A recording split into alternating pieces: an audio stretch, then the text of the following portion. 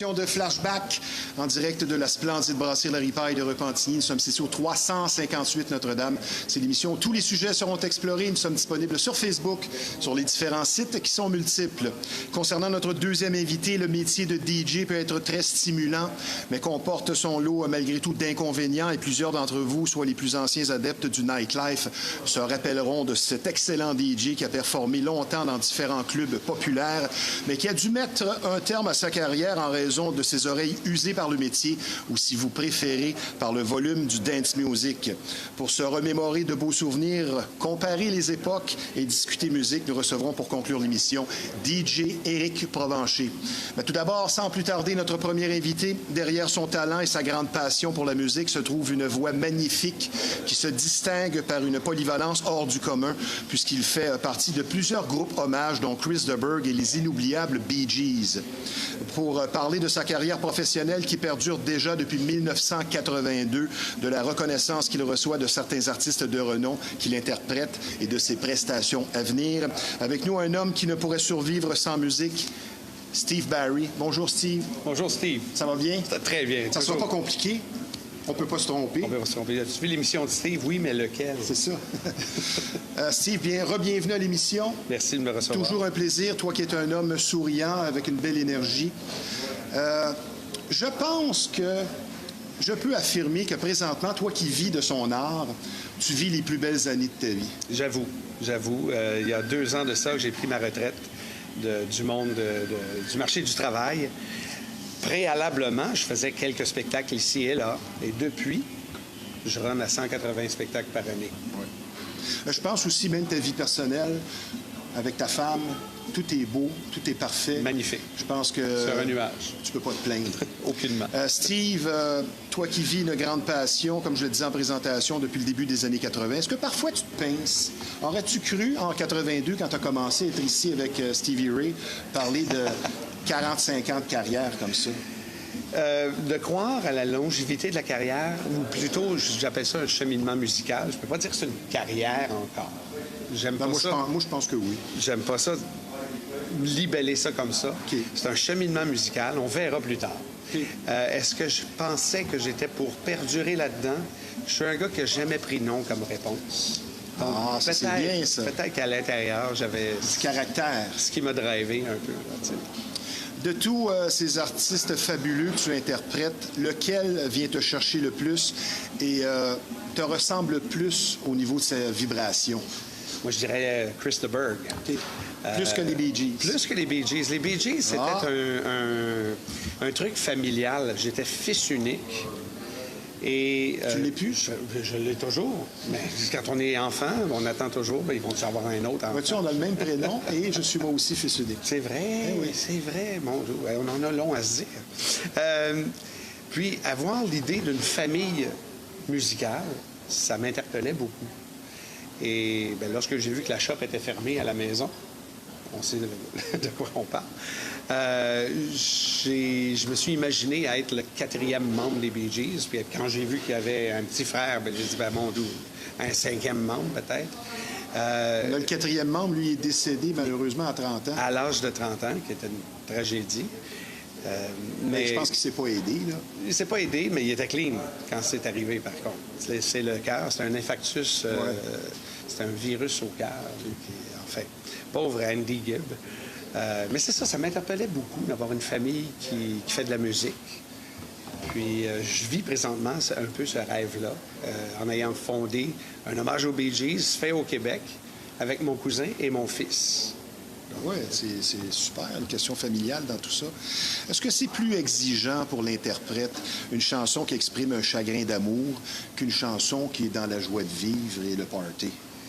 Ce qui est exigeant, c'est de jouer le personnage qui doit être interprété dans la chanson. Il peut y avoir des textes... On continue. Oui. Intéressant. Il peut y avoir des textes qui exigent qu'on joue un personnage.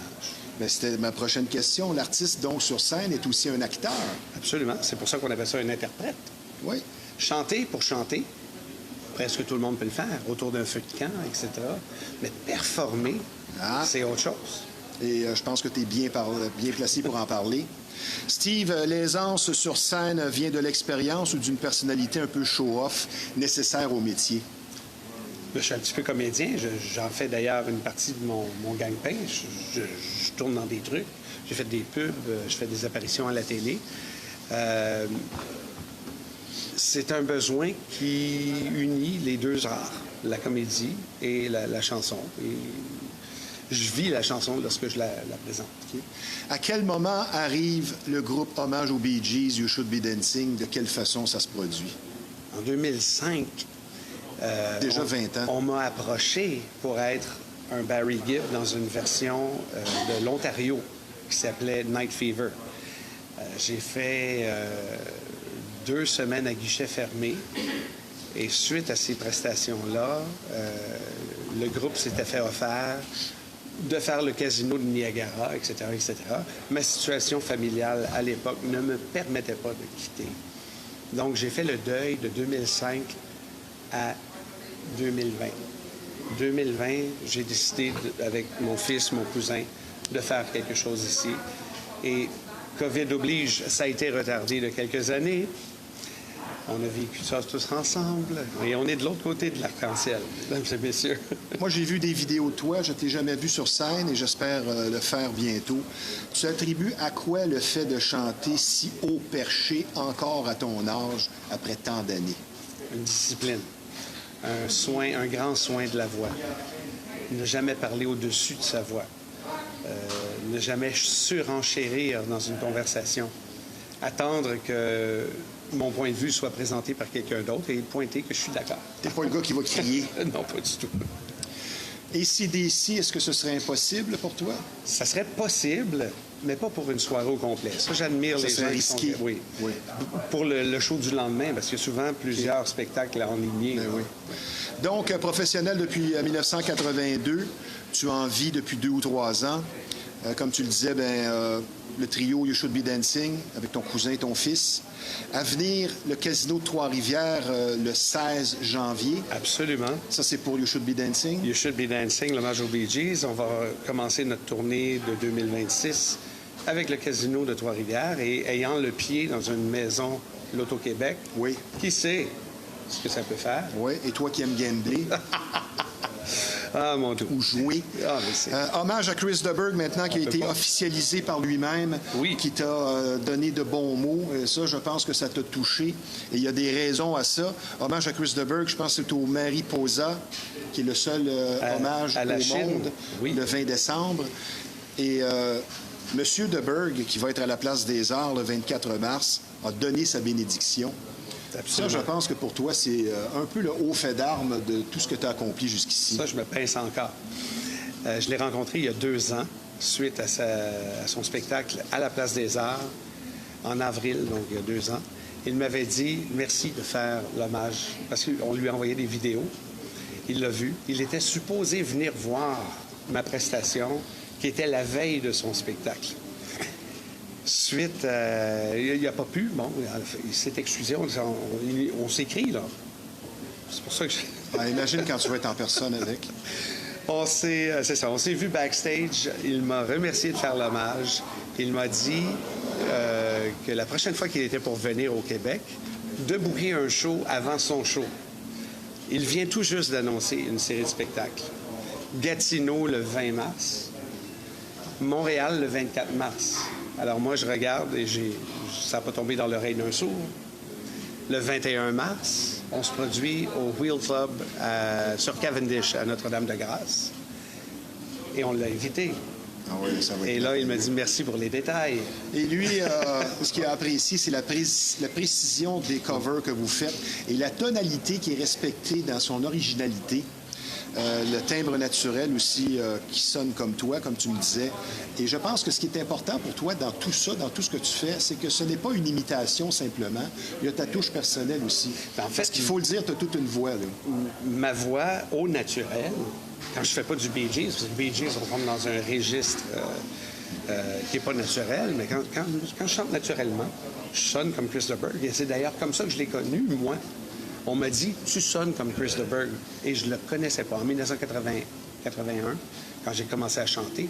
Et je dis, c'est qui ça? Puis là, il y a un de mes amis qui m'a prêté un album. Il m'a dit, écoute ça. Puis là, en écoutant, je suis tombé en amour, puis ça me parlait, puis c'était dans la même tonalité de ce que je faisais. Donc, j'ai suivi sa carrière à partir de ce moment-là. Et là, je rencontre un de mes idoles, et puis il me donne une tape dans le dos. Bien, je te comprends. J'ai rencontré certaines de mes idoles, notamment dans le monde du sport, et ça fait toujours chaud au cœur. Steve, après tant d'années et tant de prestations, as-tu encore une certaine adrénaline devant prestation? Ça se déroule comment?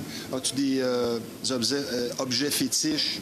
Es-tu paquet de nerfs? Comment ça se passe dans le cas de Steve Barry? Je contrôle ça pas mal bien. C'est quelque chose que j'ai apprivoisé. L'expérience? Oui, c'est quelque chose qui m'est utile parce que c'est une énergie, ça. C'est une énergie que j'ai apprivoisée et qui fait de sorte que je visualise mieux le rendement, la performance, etc. Il y a des groupes avec lesquels l'adrénaline est dans le plafond à toutes les fois que je fais un hommage à Chris de Burgh. Parce que je me dis, il va voir une vidéo. Ben oui. Quelqu'un va le filmer, il va le voir, il me suit. Donc, on disait, en imaginant qu'il est là, c'est sûr que... As-tu moins de bonnes vibrations en faisant les Bee Gees maintenant? Non, c'est différent. Parce que les Bee Gees, je les connais comme le fond de ma poche. Et je livre ce spectacle-là de façon quasiment automatique. C'est un peu comme une pièce de théâtre qu'on joue depuis des années. C'est ça. Comme Brou. Un peu, j'allais dire, justement. Avec autant de collaborations, moi, je suis curieux de savoir la fréquence des pratiques. J'ai développé une façon de pratiquer. Parce que tu as besoin peut-être moins de pratiquer avec le temps? Qui impliquait de ne pas se voir pour les pratiques. J'ai développé un système parce que j'ai mon cousin. On pratique chacun chez soi. Chacun chez soi. Chacun avait une clé USB avec les 30 chansons qu'il y avait dessus. Et chaque chanson était divisée. Dans l'oreille de droite, tu avais la musique et les autres chanteurs. Et dans l'oreille de gauche, tu avais la voix que tu dois apprendre. Donc, chacun était différent. Et c'est ça. C'était pratiquer chez vous. On se voit une fois et puis on run le show. C'est la responsabilité de chaque musicien de se présenter prêt. Oui. Tout simplement. Oui. Parce que j'ai joué de la musique quand même un certain temps. Et des fois, ben, ça fait défaut chez certaines personnes qui ne sont pas disciplinées, qui se fient seulement sur leur talent. Quand ils arrivent le samedi, ils ne sont pas prêts. C'est pas très agréable. Qu'est-ce qui fait une interprétation efficace? L'émotion. L'émotion qui est rendue. Comme je disais tantôt, chanter pour chanter, tout le monde peut le faire. Performer, faire transmettre une émotion. Il y a quelqu'un qui a fait une poésie là-dedans et qui a mis le mot à tel endroit pour que ça fasse un impact. Ça fait partie de la job de livrer la marchandise. Est-ce que c'est plus difficile? Ça, c'est une question que je pose aux DJ. C'est que contrairement aux préjugés des gens qui ne connaissent pas nécessairement ça, on va penser que jouer devant 1000 personnes est plus exigeant, plus difficile, alors que c'est l'inverse. Quand tu joues pour un DJ devant 20 personnes, tu te sens observé, plus critiqué et c'est plus exigeant. Dans ton cas, jouer devant 25 personnes ou devant 500, lequel est le plus exigeant pour toi? Je crois que c'est différent. Donc, c'est difficile de pointer lequel est le plus exigeant. L'énergie est différente. Lorsque c'est un public plus intime, ça devient une relation intime. À grand déploiement, il faut que j'aille chercher la personne qui est en arrière dans le parc, mettons. Oui. La 700e personne qui est dans le parc où j'ai joué l'été dernier avec les Bee Gees à Sainte-Thérèse, 2200 personnes dans un parc. Ça débordait dans les rues. Eh bien, on amplifie les performances et les adresses aussi. Lorsqu'on parle, on parle avec un petit peu plus de volume. Donc, c'est seulement une différence de la livraison de produits qui fait de sorte qu'on ne peut pas vraiment comparer l'exigence. Peu importe l'artiste, quelle chanson t'amène le plus au 7e ciel? J'ai un penchant pour la chanson Borderline de Chris de Burgh. Qui n'est pas de Madonna. Non. Qui était d'ailleurs sorti, je pense, avant. Enfin, Borderline de Chris de Burgh, c'est l'histoire d'un couple qui vient de 2 différents pays qui sont en guerre. Et il est appelé à servir son pays, mais il veut qu'elle l'attende. Jusqu'au jour où il n'y aura plus de frontières. C'est émouvant. Juste raconter ça, ça me donne des frissons. La mélodie qui vient avec ça, c'est tellement poignant. Tu m'amènes aux larmes. Que ça arrive de moi voir des larmes dans les yeux des gens qui reçoivent la chanson. Très beau texte. Là, j'ai hâte de voir ta réponse à cette question. L'amour se vivait différemment, évidemment, il y a 40 ans. Est-ce que les Bee Gees auraient autant de succès s'ils étaient au palmarès aujourd'hui, eux qui avaient de si belles chansons d'amour? Et mon Dieu, quelle bonne chanson, quelle bonne musique. Je crois que leur mélodie aurait autant d'impact. Mais pas les paroles. Les paroles... Ça serait même contesté. Peut-être qu'ils les auraient changées quelque peu pour refléter une réalité. C'est sûr qu'un groupe comme ça, qui a 5 décennies de carrière... c'est 57. Leur texte... c'est ça, c'est 57 ou 58. Ils ont commencé vraiment mondialement en 67. Ils ont touché à 2002. Donc, je pense que la date officielle, quand tu regardes sur Google, je pense que c'est 58. 57 en Australie. Oui, c'est ça. Okay. Mais mondialement, 67. Oui. Les textes de l'époque, puis les textes des dernières années n'ont pas du tout la même approche. Les sujets sont différents. Mais l'amour reste l'amour, peu importe. Est-ce que je peux affirmer, sans me tromper, malgré l'âge, on vieillit, que ta passion pour la musique est sans cesse grandissante? Tout à fait. Parce que ça me fait vivre des choses que j'aurais jamais pensé vivre. Je fais souvent là, en semaine, je fais souvent des résidences pour personnes âgées. Et là, c'est des petits spectacles. 1 heure de spectacle, des petites chansonnettes. Parfois, ça m'arrive de jouer dans des CHSLD. Et là, il y a des gens qui sont en mobilité réduite. Il y a des gens qui sont affligés par l'Alzheimer. De voir ces gens-là réagir, ça m'émeut. J'ai un privilège d'avoir accès à leurs souvenirs, de réveiller quelque chose dans leur cerveau qui fait de sorte qu'il y a une communication qui se fait. Et tristement, ces gens-là ne reconnaissent pas leur enfant qui les accompagne. Mais reconnaissent les chansons d'il y a 25 ans. Reconnaître les paroles. Ouais. Ouais. Ce qui explique aussi ton vaccin. Oui.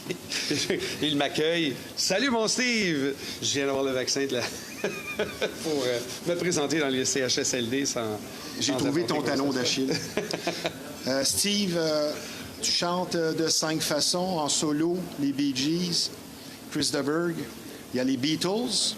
On t'a offert ça et tu vas jouer au Théâtre Plaza le 15 novembre sur la rue Saint-Hubert. Et tu es dans un duo rétro en tête. Exactement. Où vous reproduisez, surtout l'été, des hits des années 50 à 80. Exactement. Je veux dire, toi, quand même, un petit peu... je peux pas te dire que tu as de la boue dans le toupette, mais je veux dire, comment fais-tu pour maintenir le rythme? C'est la seule chose que je Ça va être un double hommage le 15 novembre. Il y a aussi The Police. Oui, The Police. Mais là, je suis pas dans l'hommage aux Police. On fait... Oui, c'est ça. C'est un double show au Théâtre Plaza le 15 novembre. Je pense qu'il reste encore des billets sur lepointdevente.com. Rétro en tête, c'est avec une saxophoniste extraordinaire qui s'appelle Marie-Josée Larocque. C'est une revue musicale des années 50 aujourd'hui. C'est un peu humoristique et oui, on se costume et puis... Et le repos, tu me confiais cette semaine, quand on a eu notre conversation, que le repos pour toi est très important et de prendre aussi de temps en temps des week-ends off, comme on dit. Ça arrive. On comprend ça aussi en vieillissant, qu'il faut faire attention de garder sa batterie quand même pleine. Exactement. Comme ce week-end. Curieusement, j'ai rien. 2-3 fois par année, ces week-ends comme ça fait du bien. Au couple, ça fait du bien à la voix aussi. Toi qui es très polyvalent, au-delà du talent, c'est avant tout le travail conjugué avec la passion qui amène quelqu'un, après tant d'années, à jouer encore. Oui. Je veux dire, c'est pas juste une question de talent. Là. Il y a un gros aspect administratif là-dedans. Il y a évidemment la discipline de prendre soin de mon instrument, mais il y a aussi toute une mécanique. Je suis producteur, je m'autoproduis dans certains des spectacles. Comme tant d'artistes aujourd'hui. Oui. oui, je fais affaire avec certaines agences, l'agence Distinction, l'agence Caroline, que je salue et merci beaucoup pour tout ce que vous faites pour moi. Mais comme autoproducteur, parfois, appeler quelque part, se solliciter, se voir comme un produit, donc se distancer émotivement. Ceci est un produit, voici combien il coûte. Faire la perception. Il y a toutes sortes de trucs qui sont plus ou moins plaisants aussi. Donc oui, c'est une business, show business. Avant la pause, qu'est-ce que la musique t'apporte en premier? Un accompagnement. Sur le chemin de la vie. C'est la piste sonore de ma vie. Okay. Hein? Je suis ma propre Toi, quand tu vas mourir, tu ne verras pas le film de ta vie, tu vas voir une bande sonore. La soundtrack, oui. Saturday Night Fever. Entre autres. On va prendre une petite pause, mon cher Steve. Très heureux de te recevoir à la Ripaille. C'est réciproque.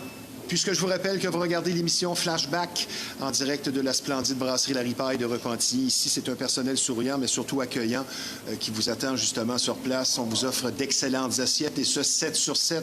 Et je vous recommande personnellement la pizza au four à bois, qui est tout simplement extraordinaire. Donc, des spectacles de qualité, une atmosphère appréciée, de tout pour tous les goûts. Nous sommes situés au 358 Notre-Dame. La brasserie La Ripaille, c'est une institution mythique, mais surtout sympathique. Et je vous rappelle également que nous sommes présentement en conversation avec un homme de musique de longue expérience, chanteur à la voix d'or, Steve Barry. Toujours autant d'activités tant sociales que musicales chaque week-end à la Ripaille de Repentigny. Cette semaine ne fait pas exception. Demain, jeudi, le 30 octobre, 19h30, c'est la formation officielle de la Ripaille qui vous attend sur le Powerhouse Band pour ce qui est dorénavant instauré tous les jeudis. Un jam session où le public est invité à venir performer, pratiquer avec nous sur scène. Donc, apporter micro et instruments de musique pour l'occasion. Des musiciens d'expérience vous attendent sur place pour un plaisir musical assuré. Et bonne nouvelle, plutôt rare de nos jours, l'entrée tout à fait gratuite. Et c'est vendredi le 31 octobre, soit dans 2 jours, 19h30, que l'on va dévoiler le ou la gagnante de notre populaire concours des dernières semaines, soit barman, barmaid d'un soir. Une intéressante bourse de 500 $ sera attribuée pour l'occasion. On vous invite donc vendredi le 31. Ça risque d'être plutôt festif comme ambiance. Et toujours vendredi soir, pour l'Halloween, encore beaucoup d'actions ici à la Ripaille avec notre party Halloween dès 20h. Venez célébrer avec nous, costumés si possible. Encore une fois, une soirée qui s'annonce réussie. Par ailleurs, n'oubliez pas une nouveauté à la Ripaille de Repentigny, l'occasion parfaite pour se faire de nouveaux amis. Les dimanches dès 11h, venez dîner ou déjeuner avec nous, amateurs de danse en ligne, pour de l'excellente musique pour ce type d'événement. Donc, comme vous pouvez le constater à chaque semaine, beaucoup d'actions et de tout pour tous les goûts à la brasserie La Ripaille, et ce, depuis 1975.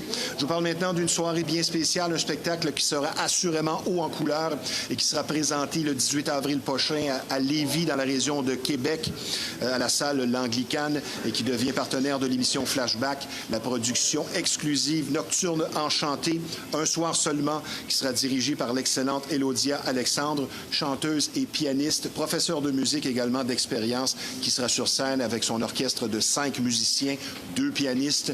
Donc, une autoproduction de jazz de grande qualité, un feu roulant de reprises et de composition pour une soirée magique dans un univers de fées enchantées avec costumes et danse. Un événement rythmé à vivre à fond.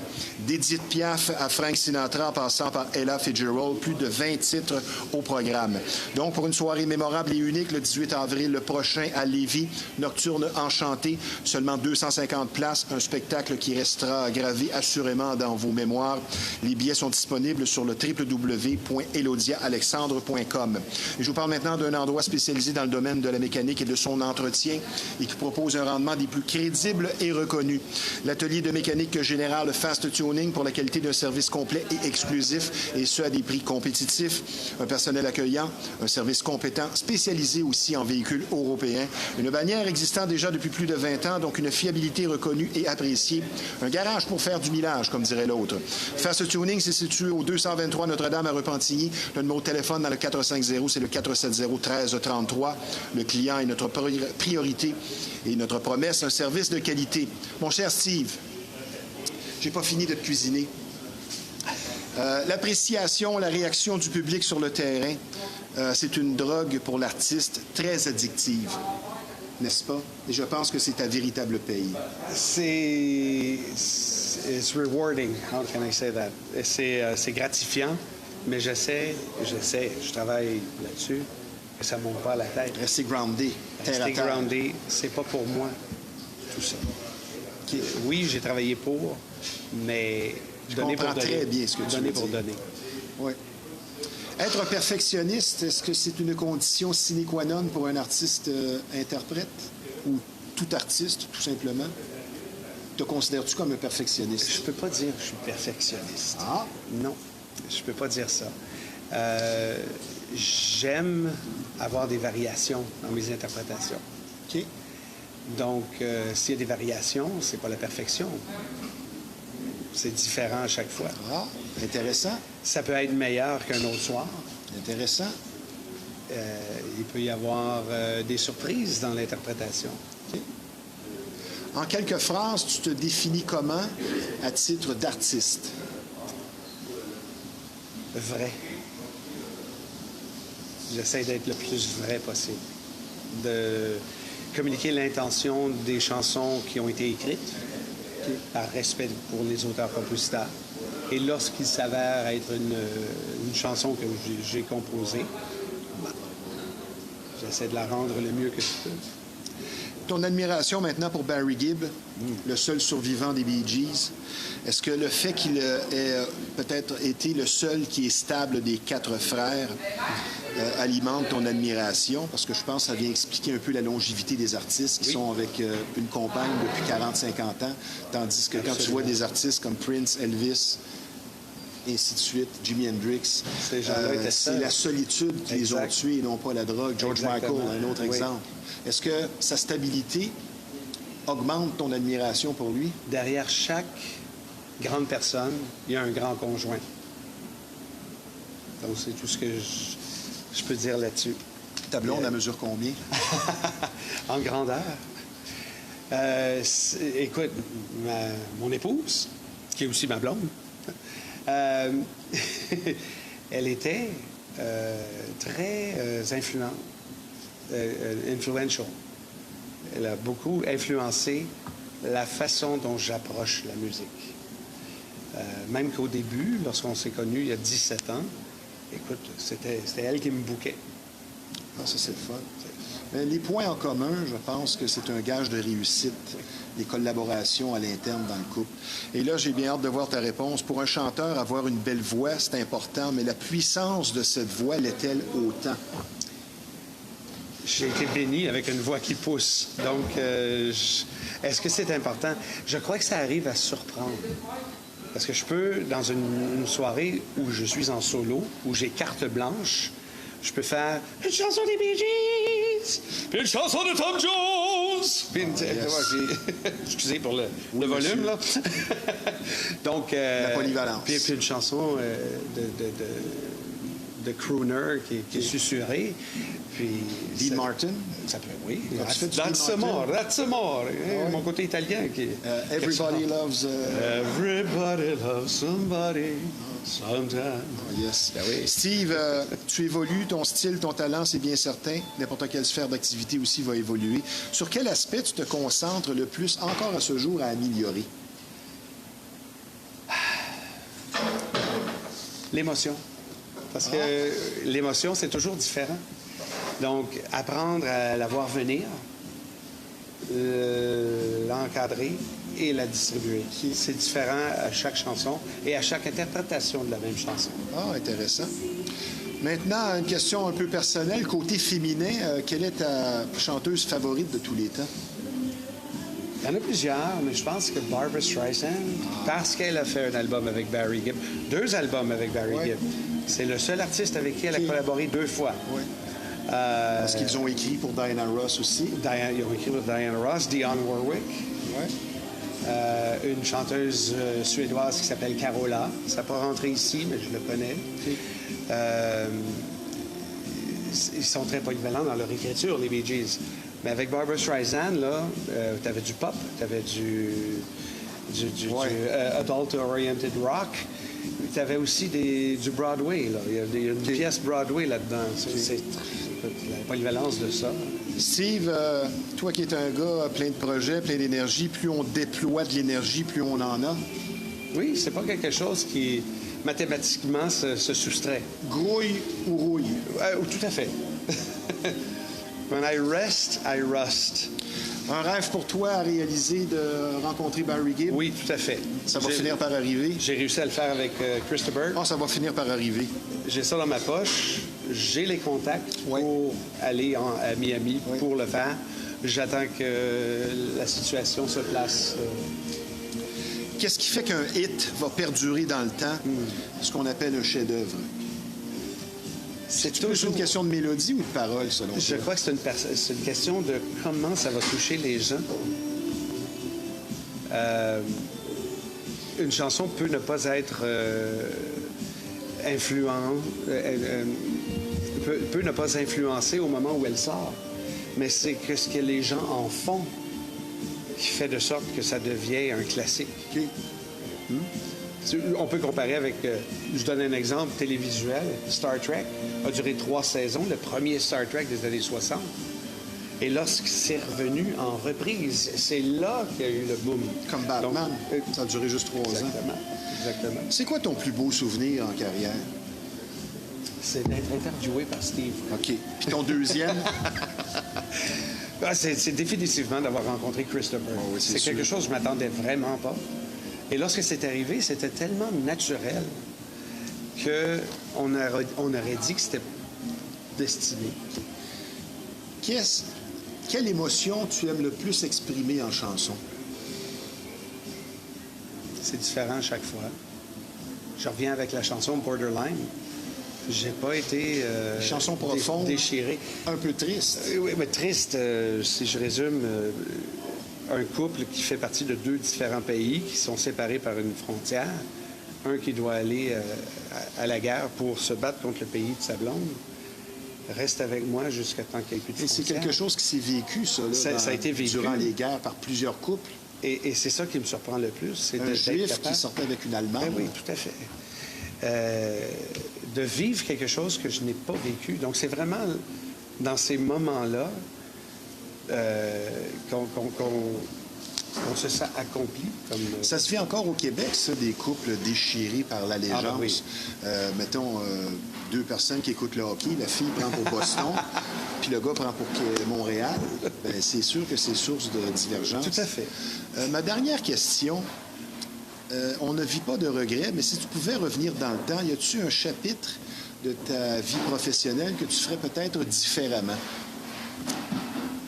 En 1991, j'ai gagné un concours qui s'est avéré être le même concours qui a mis Kevin Parent sur la map un an après. Le concours s'appelait Le pouvoir de la chanson. Et le prix du concours était tournage professionnel d'un clip à Paris et distribution de chansons, etc. J'ai gagné avec un duo que j'avais à l'époque et que j'ai encore aujourd'hui. On écrit des chansons et je vais dépoussiérer ce duo-là bientôt. Il s'appelle DOM, en collaboration avec mon co-auteur Yves Lamoureux. OK. On a gagné le concours, puis on s'est dit, bien, on va attendre de voir ce qui se passe au Québec avant de faire ce qui va se passer en France. On aurait dû profiter de l'offre que la France nous faisait pour Tu as démarrer toujours une carrière. gardé ça un petit peu Ouais. en arrière, puis Ça- tu te dis, ah, j'aurais dû agir différemment. On aurait dû jouer différemment à ce moment-là. Beaucoup de pain sur la planche cet automne et pour le début de l'hiver. Si tu veux donner les dates et les endroits, Bordeaux. parce que je sais que tu as ta liste avec toi, on va terminer avec ça. Je tiens à remercier l'Académie. Ah non, c'est pas le bon. 15 novembre, au Théâtre Plaza, sur la rue Saint-Hubert. Un double programme avec le groupe Around the Beatles, dont je fais partie, et le groupe Omega Men, qui fait un hommage à The Police. Excellent. J'ai hâte de voir ça, d'ailleurs. 22 novembre, au Centre des aînés de la paroisse Saint-Joseph à Chambly, où je me produis en solo. Et là, c'est carte blanche, c'est une soirée dansante. Et c'est à Chambly. 2 décembre, avec le duo Rétro en tête, nous sommes au Centre communautaire de Trois-Rivières. 20 décembre, hommage à Chris de Berg, le seul hommage au monde, au Mariposa de la Chine. 16 janvier, au Salon de jeux de Trois-Rivières, le Casino de Trois-Rivières, hommage aux Bee Gees. Et 21 mars, hommage à Chris de Burgh, 3 jours avant qu'il ne se produise à la Place des Arts. Qui sait? Là, si on veut des billets, on peut aller sur ton Facebook. On va sur sur mon site web, stevebarry.ca. Steve, merci de ta présence à l'émission. Comme toujours, un plaisir instructif. Je te souhaite encore plus de succès que tu mérites et à bientôt. Plaisir partagé. Merci d'avoir été des nôtres. Merci de m'avoir reçu. Très apprécié, Steve. Salut. Maintenant, sur une note un peu plus sérieuse, vous allez être traité avec beaucoup d'écoute et de compréhension si vous vivez une infestation. Vous aurez compris ici qu'on parle de bébites et pour certaines familles, c'est carrément un drame. Et plus vous attendez, plus le problème va s'aggraver. Donc, la solution à une infestation, c'est Rive-Nord Extermination. C'est près de 40 années d'expérience qui vous attendent sur place. Une entreprise familiale très sérieuse et un service personnalisé. Donc, la solution à une infestation, Rive-Nord Extermination. Le numéro de téléphone dans le 450, c'est le 582-6706.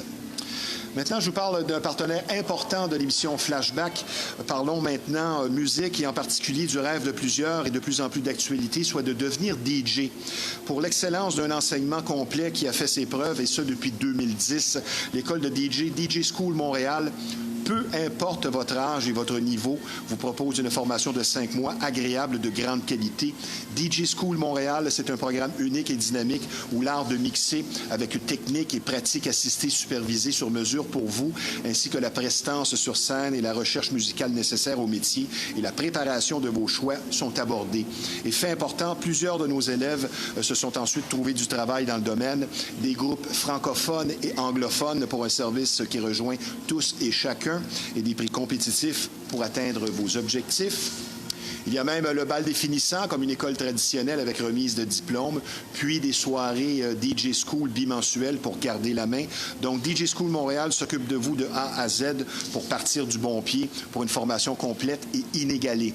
Pour s'inscrire, info@djschoolmontréal.ca ou les différents sites web ou tout simplement le 514-952-5990. L'école de DJ School Montréal pour un enseignement unique, mais surtout dynamique. Et mentionnez le nom Flashback et vous aurez 10 % de rabais.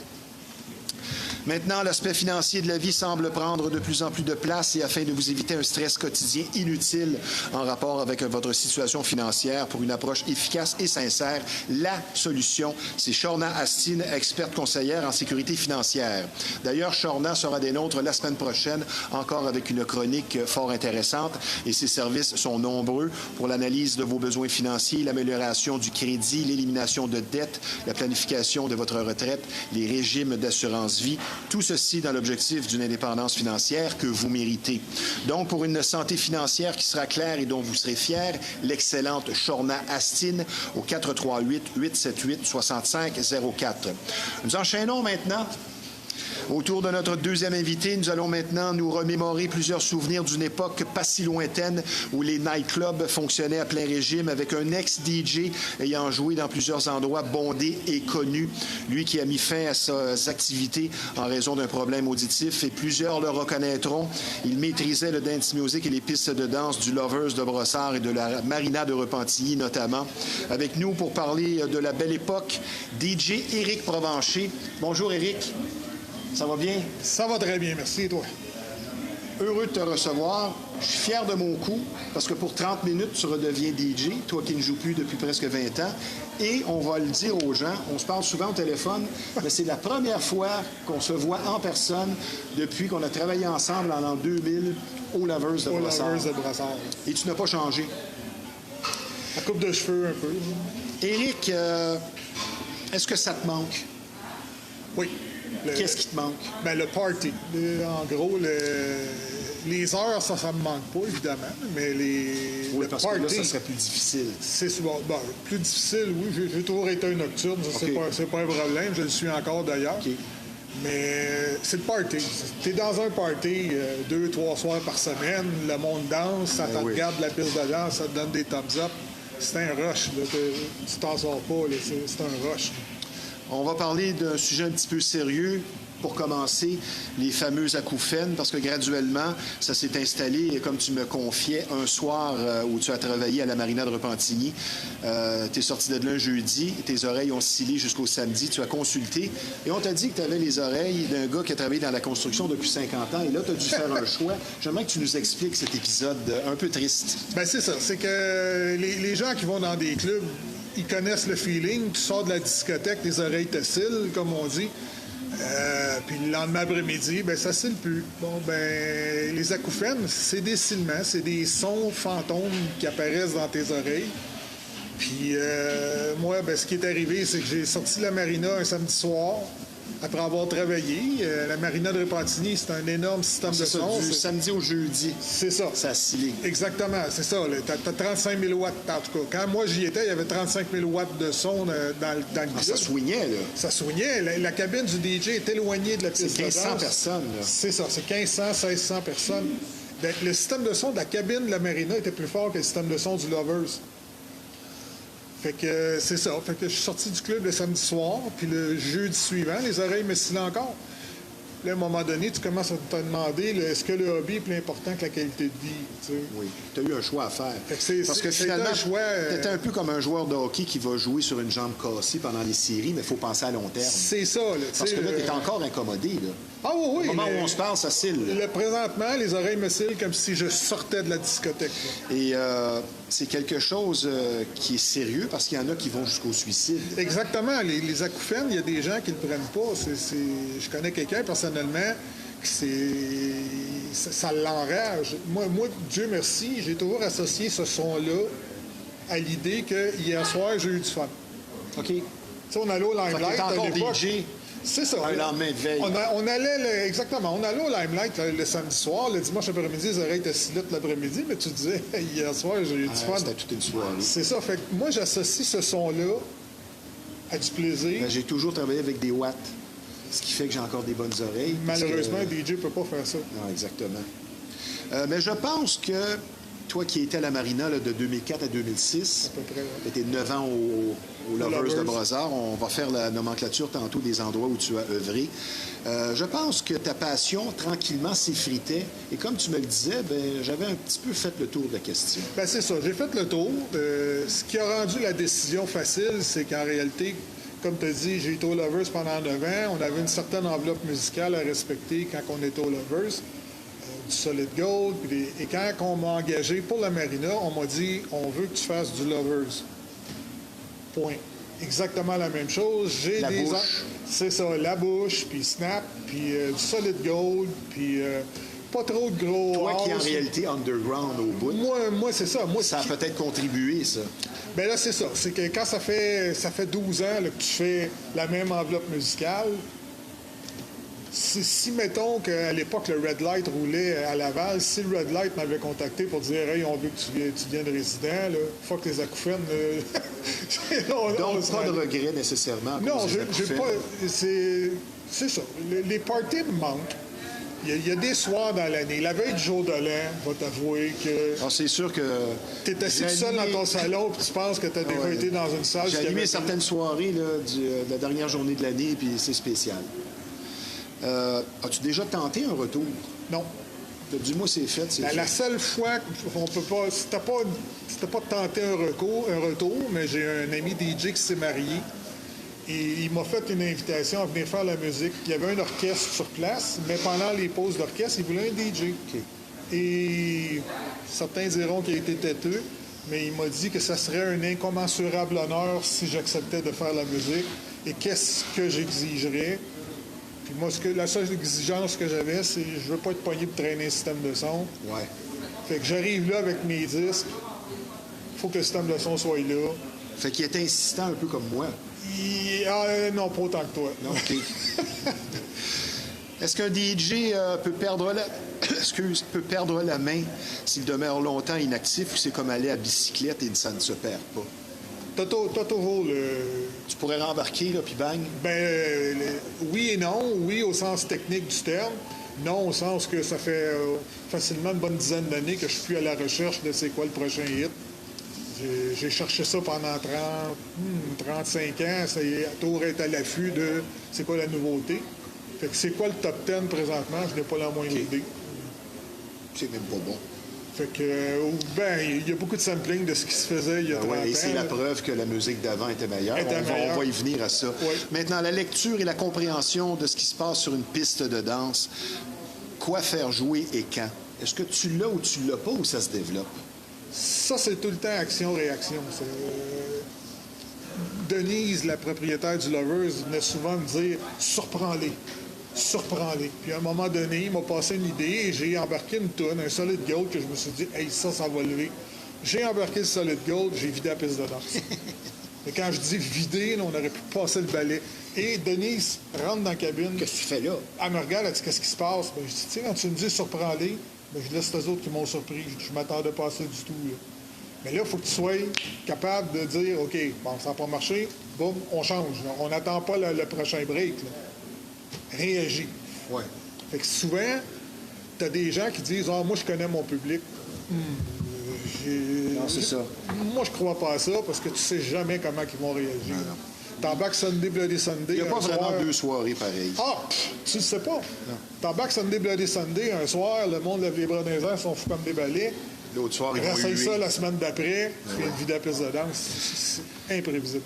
Toi, déjà à 3-4 ans, tu faisais jouer des disques, des 45 tours, et beaucoup d'influence parentale parce qu'il y avait beaucoup de musique dans ta famille. Oui. Et même que ta tante a élevé George Thurston, Boule Oui, Noire. oui. Donc, la sœur de beaucoup mon de- père, ils ont été un foyer d'accueil pour George Thurston. Au secondaire 1, tu as débuté comme DJ, des parties de sous-sol, évidemment.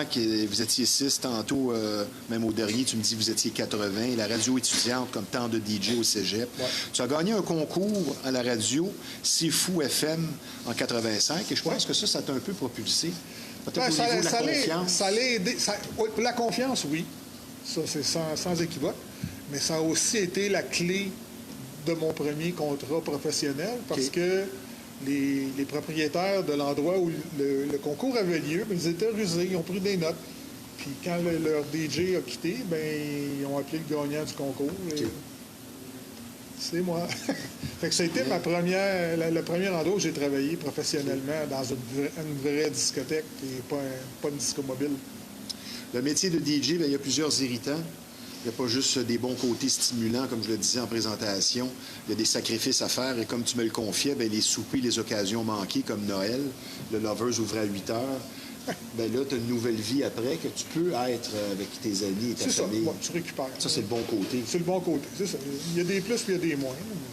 Écoutes-tu encore beaucoup de musique? Ah oui, il se passe pas une journée sans que j'écoute de la musique. De la vieille musique.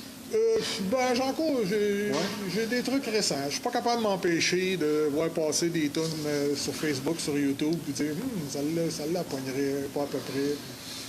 Le premier club, le premier break, comme on dit professionnel, c'est au Bistrot Alexis, Bistrot club Alexis. alternatif à Sainte-Thérèse, en 1986. Tu as été aux Lovers un petit peu à Laval, puis à Brossard pendant 9 ans, de 96 à 2004, où on s'est connus. Ouais. C'est toi qui m'as fait rentrer là, comme on dit. Au début, tu as fait de la disco mobile, cabane à sucre, mariage, épluchette, corporatif, évidemment. Une joyeuse collection de remplacements. En 1990, tu as travaillé à l'Accès de Blainville, une disco 14-18 énorme. Tu as Ça, été c'était là 3 énorme. ans. Ah oui, c'était énorme, ça, l'accès. Le Jag à Boisbriand, qui était l'ancien match nul. Le Wolf à Mirabel, un autre 14-18. Oui. Quel endroit t'as le plus marqué? Ah, le Lover, c'est sans équivoque. Belle piste de danse, hein? Ah, c'était une belle piste, c'était un bel endroit, c'était une très belle clientèle. La façon que c'était fait aussi, c'était pas compliqué. C'était pas Comme à compliqué. l'Action, qui était compliqué, avec 3 pistes de danse. C'est ça. Des raccoins. C'est ça, exactement. Le Lover, c'était une belle clientèle, c'était distingué, c'était 25-35, la clientèle cible. Tenue de ville. Tenue de ville. Et ça fait une différence. Ça fait une maudite différence. Ce que le monde appelle irrévérencieusement les kids à casquette, il n'y en avait pas aux Lovers. Ça change tout de suite la drive, si tu veux. Oui. Même si on dit que l'habit ne fait pas le moine, moi, je fais partie de ceux que...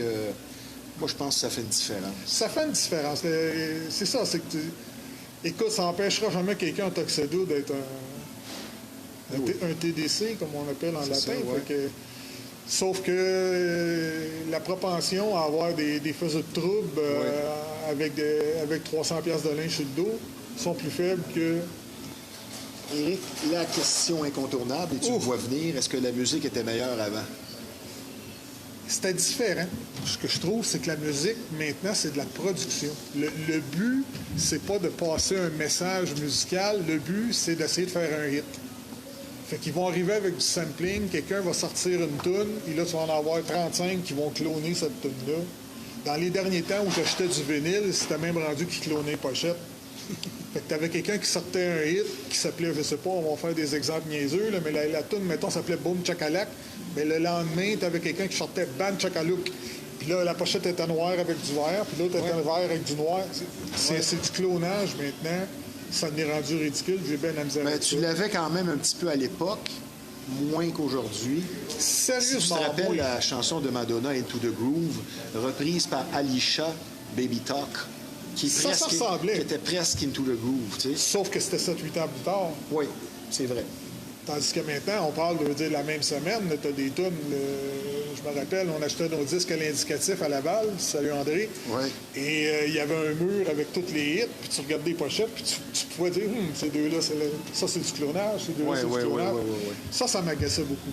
Maintenant, les différences, quand on parle du nightlife, entre 1990, disons, et même si tu ne sors plus, disons aujourd'hui, qu'est-ce que tu nous dirais spécialement sur le nightlife de l'époque? Je pense que les gens, maintenant, qui sortent, vont plus chercher du tout la même chose qu'ils allaient chercher avant. C'est pas pour cruiser, C'est pas pour cruiser. il y a moins d'alcool. Il y a pas mal moins d'alcool. Les prix ont sérieusement explosé. Oui, la en réglementation plus. aussi, C'est là. ça. Il y a plein de choses qui ont changé. Puis, je veux dire, je regardais, là, j'ai des amis quand même, encore DJ, puis que des fois, ils postent sur YouTube, sur Facebook, des exemples de leur soirée. À l'époque, qu'est-ce que tu voyais sur la piste de danse? Tu voyais 400-500 personnes, puis les bras dans les Là, tu airs. vois un événement avec 35 personnes. Puis là, maintenant, qu'est-ce que tu vois? Mais tu vois des jeunes qui sont tous debout avec leur cellulaire dans les mains. Oui. 75 personnes qui tiennent leur cellulaire comme ça, puis qui sont en train de filmer un DJ qui fait semblant de faire jouer de Et la musique. mon Dieu, que ça fait pas une bonne publicité quand tu vas filmer ou prendre une photographie d'une piste de danse vide. Et ça, je comprends jamais pourquoi tu veux faire une publicité pour un endroit, exemple, puis tu poses la piste de danse vide. À quoi tu penses quand tu fais ça? Mais qu'est-ce que tu veux?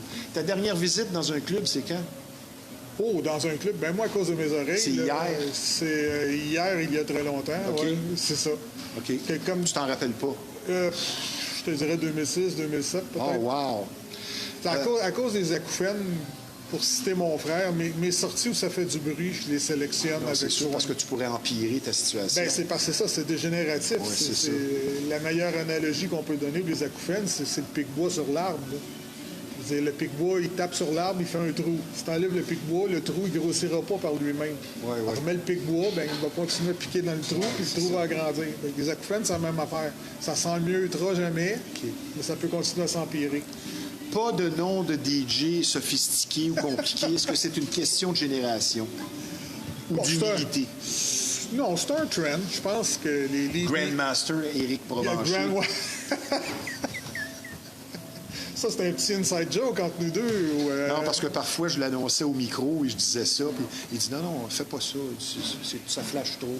Ben, un, ça flash trop, mais deux, c'est surtout que tu as le risque que si Mettre la pression sur le joueur. Si tu fais une erreur, là, le monde te regarde. Ouais, Grandmaster.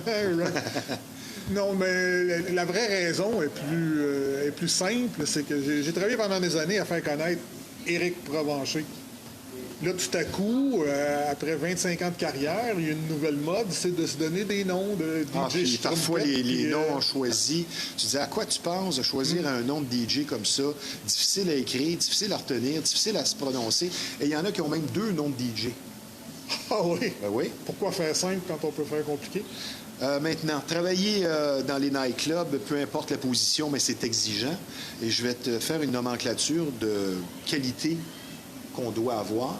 Et j'aimerais que tu me soulignes celle qui, selon toi, est la plus importante. Diplomatie, être sociable, la sobriété, c'est sûr que ça aide, le soin de sa personne, l'humilité, la flexibilité. Et la dure réalité, ben, c'est que le tout peut s'arrêter n'importe quand. Ah oui. Ça, c'est une autre affaire. Ça, j'ai déjà dit ça à un DJ qui était venu travailler avec moi, qui était super Tu perds ta sévère. job, tu sais pas pourquoi. C'est ça. Moi, j'ai expliqué, je dis, il y a une seule réalité pour un DJ, c'est à soir, on est ici. Oui. Demain, on va-tu l'être? On ne le sait pas. Mais la seule vraie affaire, c'est, à ce soir, on est ici. Mais c'est laquelle la qualité la plus importante? Diplomatie, je rajouterais patience. Ah, j'aime ce que tu dis. Faut pas que tu t'allumes au cadre. On va en parler un petit peu plus loin parce qu'on va parler des demandes spéciales. On va prendre une petite pause, mon cher Éric, puisque je vous rappelle que vous regardez l'émission Flashback en direct de l'éternelle brasserie La Ripaille de Repentigny. C'est un bar, salle de spectacle apprécié et très fréquenté, mais c'est également un restaurant au menu et au service de grande qualité. Nous sommes présentement en compagnie d'un ex-DJ qui vit toujours dans nos mémoires, DJ Éric Provencher. De nos jours, il est de plus en plus difficile de trouver un service de coiffure et barbier traditionnel et c'est justement ce que vous offre l'unique salon de coiffure et barbier Roger, un endroit qui existe depuis plus de 50 ans, ce qui en dit long donc sur sa popularité et fiabilité. Donc des services de coiffure et coupe classique, de barbier, de teinture et de mèche, hommes et femmes. Non seulement une crédibilité établie sur du solide, mais surtout une courtoisie et un professionnalisme inégalé. Un salon impeccable où vous serez servi avec le sourire. Le salon de coiffure Roger, reconnu tant pour la qualité que la gentillesse du personnel. Donc, avec ou sans rendez-vous, situé au 313 rue Notre-Dame à Repentigny. Le numéro de téléphone dans le 450, c'est le 582-25-25. Le salon de coiffure et barbier Roger pour une satisfaction et un service de qualité assuré. Mon cher Éric. Oh, Mon cher Éric, oui, monsieur. Entre deux gorgées de gin. En 2 gorgées de gin. Un cliché. Et je veux que tu te prononces là-dessus. Oui. Et j'en parlais avec un ami DJ dernièrement. Quand un club s'éteint en père ou ferme, est-ce la faute du DJ? Ben, moi, je l'ai vécu. Ce qui arrive, c'est que souvent, les propriétaires de clubs vont s'asseoir sur leur laurier. Et ça, c'est... Pas de pub. Pas de pub, ça, c'est mortel. À un moment donné, je parlais avec le propriétaire l'avant-dernier propriétaire du Lovers, puis à un moment donné, je dis, regarde le dépanneur, l'autre bord, ils ont une bannière de 60 pieds de large qui dit qu'ils vendent de la bière à tel prix. Je dis, pourquoi nous autres, on n'a pas une bannière? Je dis, ouais, mais on a fait tirer des voyages à Cuba. Oui, mais la publicité était faite où? Dans le club? Ouais. Si tu pêches dans une chaudière qui contient 4 truites toute l'après-midi, à la fin de l'après-midi, tu vas avoir combien de truites? Tu vas en avoir 4, tu sais. Je regrette, mais pas Ou toutes 6 petites. Même pas, parce que si tu pêches dans la chaudière, il y en va plus que 4. Ah, c'est ça. Tu n'en pogneras jamais plus que 4. C'est ça, d'après moi, un club qui baisse, c'est sûr que si tu frappes un DJ qui dit après moi le déluge, je fais jouer la musique que moi j'aime parce que c'est mon enveloppe musicale. Ça, je l'ai vu, je sais pas combien de fois dans ma vie, là, des DJ qui disent je regrette, là, mais Des vous allez. DJ importants. Oh oui, des VIP. Tu sais, ça peut tuer un club, puis tu peux rien. Fait que c'est pas impossible qu'un DJ tue le club. Mais d'après moi, la principale affaire, c'est que si les propriétaires Dorment. ils dorment, là, s'ils s'assoient sur leur laurier, ça, c'est mortel. Tu sais, la discothèque L'Accès, on avait 1200, 1300 jeunes 2 fois par semaine. Sauf qu'ils n'ont jamais rien changé. Ils n'ont pas changé de lumière au plafond, ils n'ont pas changé de décor, ils n'ont pas changé... Le monde... Ça devient plate. Ça devient plate, c'est ça. Ouais. Éric, DJ, c'est un métier difficile. Tu aurais peut-être un conseil aux jeunes, parce que c'est un milieu intransigeant et perdre son emploi, comme je le disais tantôt, par favoritisme ou sans savoir pourquoi, ça peut rentrer dans le dash, comme dirait l'autre. Et si tu n'es pas prêt à ça, tu n'as pas la couenne dure, il y en a qui lâchent. Tu nous dis quoi là-dessus, peut-être, pour conseiller un plus jeune? Moi, c'est bête à dire, mais des DJ qui gagnent leur vie, c'est un peu comme, je veux dire, qui réussissent à ne vivre que de ça. C'est un peu comme des gens qui réussissent à vivre seulement en écrivant des romans, tu sais. Exact. Il y en a quelques-uns là, qui sont capables de le faire, là, mais on n'est pas tous des Stephen King. Exactement, ouais. On n'a pas toute la chance de devenir quelqu'un qui est backé par une station de radio. Exemple, Daniel Desnoyers, qui a un incroyable talent, oui, mais il était backé par Radio Énergie. Ça aide en maudit. C'est pas tout le monde qui passe en radio. Fait que des DJ qui réussissent à vivre de leur métier, exact. Ça existe, mais t'es mieux de pas baser ton hypothèque là-dessus. Ça veut dire, j'ai un ami qui travaillait dans une discothèque qui n'existe plus maintenant. Lui, il faisait 600 $ pour 5 soirs. Il y a un DJ qui s'est présenté, tu allais voir le gérant, il dit combien il te charge ton DJ? Il dit 600 pour 5 soirs. On va le faire pour 400. Il dit, je te le fais pour 300. À la fin de la soirée, le gérant est allé voir le DJ puis il a dit « Tu finis à soir? » Oui. Mais il peut avoir une surprise, par exemple, de voir que l'autre mais là, n'est pas assidu au travail, il est moins bon. Un des aspects les plus exigeants, selon moi, les fameuses demandes spéciales qui parfois sont horribles, les manques de classe. Le cellulaire d'en face maintenant du DJ qui se fait dire « joue ça ». Ça, c'est épouvantable. C'était quoi, toi, je me rappelle plus à l'époque, c'était quoi ta façon de voir la chose? Mon Lovers, honnêtement, il n'y avait pas d'ego. Exemple, si on prend le Lovers, où j'ai été le 9 ans, il n'y avait absolument pas d'ego qui se passait là. J'avais une pile de disques et de CD. Quelqu'un m'arrivait et qui me disait « Veux-tu me faire jouer Rise Up, mettons? » Pourquoi pas? Si elle fait avec la tune... Moi, j'avais pas de plan de match, comme certains DJ qui savent les 13 prochaines tunes qu'il va jouer. Ouais. Moi, j'avais aucune espèce d'idée c'est quoi la prochaine. Fait que quelqu'un m'arrivait et qui me disait « Fais jouer Rise Up. » Si ça fit dans mon enveloppe musicale, là, si ça fit avec qu'est-ce que, entre guillemets, j'ai le droit de jouer, qu'est-ce qui est approprié de jouer dans un Lovers. Est-ce qu'un DJ se doit de connaître tous les titres et toutes les chansons? C'est impossible. Surtout maintenant. Je veux dire, si on recule dans mon temps, dans l'ancien temps, t'avais CKMF, t'avais C'est quoi? T'avais le 6 à 6 à C'est quoi? Puis t'avais le top, je me rappelle plus comment ils appelaient ça, CKMF, le top 10, le top 20. Fait que t'avais 30-40 tonnes à connaître, là. Après ça, ben t'allais au magasin de disques, tu regardais qu'est-ce qui venait de sortir. Maintenant, c'est impossible, là, parce que là, il t'arrive un Joe Schmo qui a trouvé une toune sur une playlist de quelqu'un en Australie, une toune locale, puis il te sort « Fais-moi jouer Wish Copperzone par Yep Yep Drop 4 », là, c'est quoi ça? Là? Tu connais pas ça? Ben oui, je connais pas ça. Je veux dire... C'est impossible maintenant de tout connaître, qu'est-ce qui sort, de tout ce qui existe. Pourquoi c'est si difficile de s'auto-évaluer pour un DJ? Parce qu'il y en a qui se pensent bien bons, il y en a d'autres qui ont tendance à se sous-estimer. Mais pourquoi c'est si difficile de s'auto-évaluer? Bon. Je peux pas dire. Faut être capable d'avoir l'humilité de se regarder. Je veux dire, t'as des gens qui se regardent dans le miroir et qui se trouvent beaux, puis qu'en réalité... Pourquoi tu me regardes quand tu dis ça?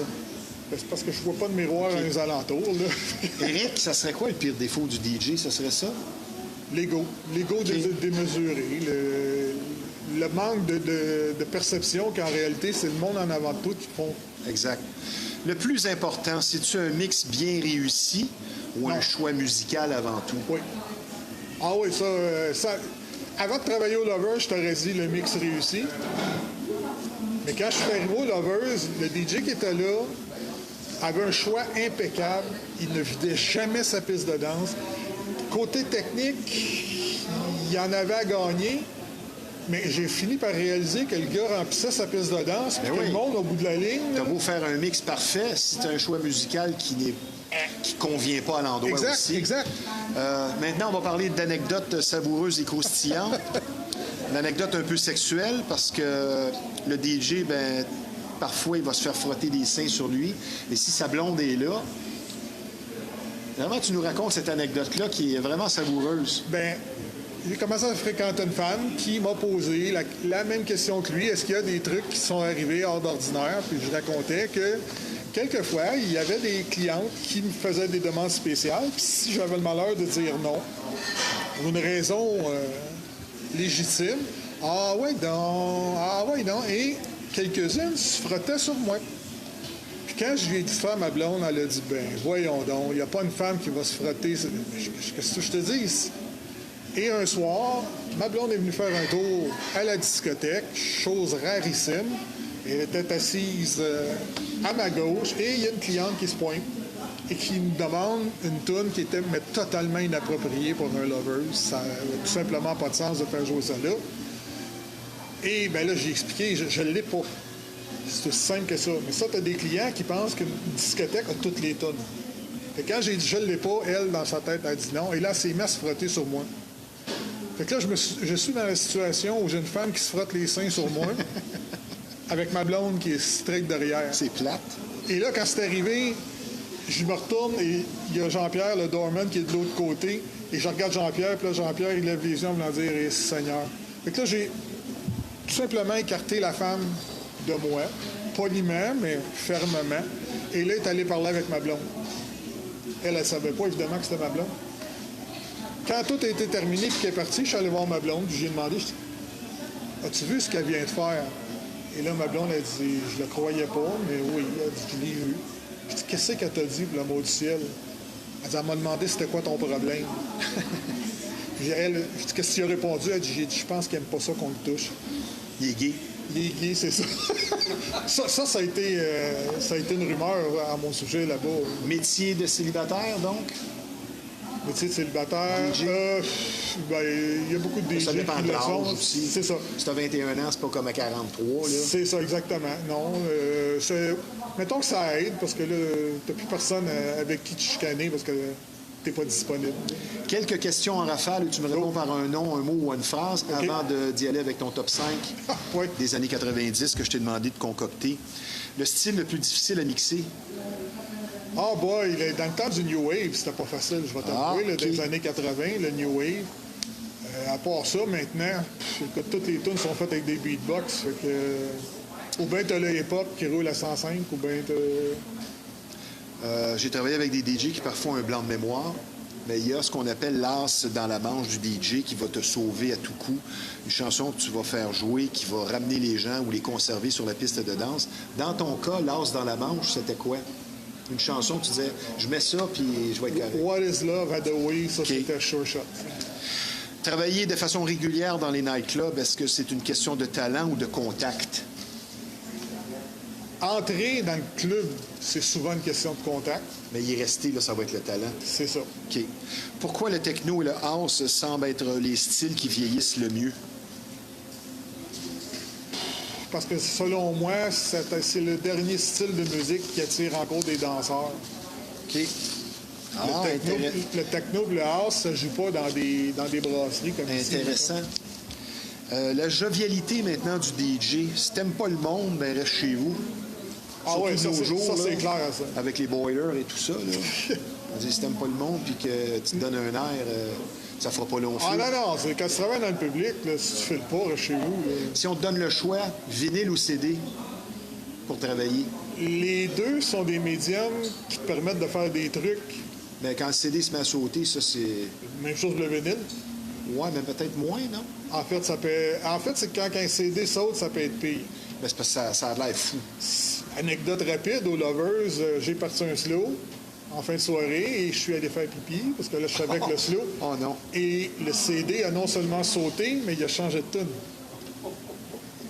Et pour vous donner une description rapide, la tune, je la connaissais pas. Fait qu'imaginez les gens sur la piste de danse. Aïe, aïe. C'était un CD qui avait un slow qui était bon. Bon, on a notre anecdote de la mousse sur l'aiguille. La mousse sur le vinyle, c'est ça? On voit la grosse mousse. Là, je prends le micro, tu as changé de disque.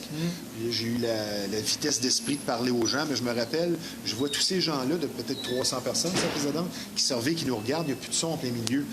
Si tu veux nous livrer ton top 5, suggestions personnelles des années 90, tes préférés. On y va en descendant. Il y a la tune Love for Love de Robin S. Ben oui. C'est souvent une tune qu'il n'y a pas grand monde qui sait c'est quoi ça, Love for Love, mais on l'entendait. Parce qu'on connaît Show Me Love. C'est la même, mais c'est Love for Love qui pognait plus. OK. En tout cas, moi, mon expérience, Show Me Love pognait, mais Love for Love, je sais pas le... Je vais réécouter ça tantôt. Ouais. Tu m'intrigues. Le début de... Ouais, tu m'intrigues. C'est ça, le Show Me Love partait OK. slow, tandis que Love for Love, tu pouvais faire un punch cut direct, puis le monde... Intéressant. Après ça, Fired Up, Funky Green Dog. C'est un autre tune que le monde ne sait pas le titre. Quelle année? C'est ça, Love for Love 93, Fired Up 1996. OK.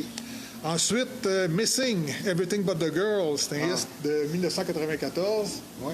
Ça, c'était Winner, n'importe quand. Mon Dieu, oui. What is Love, Hathaway, c'est évidemment surtout à cause du film. Tu me rends nostalgique. Night at the Roxbury. Là. Oui, c'est vrai. T'embarquais ça, tout le monde se mettait à se faire aller à la tête. Ouais. Puis mon numéro 1, moi, toute catégorie, Rhythm is a Dancer par Snap, 1992. Et ça, j'ai une petite anecdote rapide. On est au magasin de disques. Une anecdote de sein? De sein, non pas de sein. D'oreille, on va dire. On est au magasin de disques, il fait jouer ce truc-là. Moi, les yeux m'ont ouvert grand comme ça. Et il y avait 4 ou 5 autres DJ qui étaient arrivés avant moi. Et à l'indicatif, le vendeur, quand il y avait une seule copie, bien, il y allait par qui est arrivé en premier. Et moi, j'écoutais ça, puis je me disais, mon Dieu, c'est une bombe. Et là, il dit, qui la veut? Et personne ne l'a voulu. Et je vois encore André, moi, j'étais en arrière. Et à l'indicatif. À l'indicatif. Et il a pris le vinyle, il a passé par-dessus sa tête à tout le monde, et il m'a donné Rhythm is a Dancer. Ça, c'était comme au mois de mai. Donné? Ben, je veux dire, vendu. Il me l'a vendu, mais il me l'a mis dans les mains. Le truc, c'est qu'il y en a eu une copie, puis ça y a pris 1 mois et demi avant d'en avoir un autre. Ah, wow. Et là, ça jouait partout. Et j'étais le seul pecno qui avait eu l'oreille pour reconnaître la bombe. On a eu du plaisir. Je suis vraiment content de t'avoir reçu. Beaucoup de travail en informatique. Ah, Toi ben qui es oui. informaticien maintenant. Je te souhaite un bel hiver. Merci de ta présence à l'émission. Et je te dis à très bientôt et pas dans 25 ans cette fois-ci. Pas dans 25 ans. Parce qu'on sera peut-être plus là. Ah, ouais. Merci, On va Éric. essayer. Yes, sir. Yes. Tu peux rester avec moi. Oui. On n'a plus pour longtemps. Maintenant, si vous avez des idées noires pour une écoute active, je vous donne les numéros de téléphone. Très important de ne pas laisser celle-ci l'emporter. 1-866-APPEL. Il y a telle aide dans le 514-935-1101 ou le 988. Et un gros merci aussi à Pixel, l'incontournable, un centre d'imagerie très particulier. Quand on parle d'imprimerie, de graphisme, c'est tout simplement le numéro 1 de la Rive-Nord. Situé au 351 Notre-Dame à Repentigny, un service varié très professionnel. Le numéro de téléphone 450-654-9944. Merci à Steve Barry, le chanteur à la voix d'or, à notre ex-DJ Éric Provencher. Ici Stevie Ray. À la semaine prochaine.